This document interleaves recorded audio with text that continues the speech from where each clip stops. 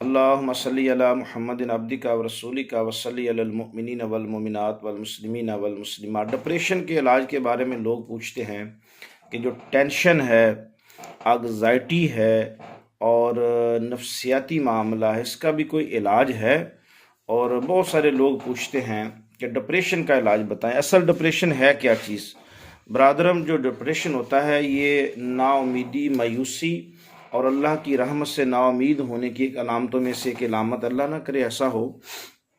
तो जो शख्स डिप्रेशन का शिकार हो अपना माहौल साफ़ सुथरा रखे, अच्छे लोगों के साथ, पुरुमीद लोगों के साथ, फैमिली ख़ानदान में वो लोग जिनका किरदार बड़ा अच्छा, उन लोगों के साथ ताल्लुक़ रखे, मायूस लोगों के साथ उठना बैठना ना रखे।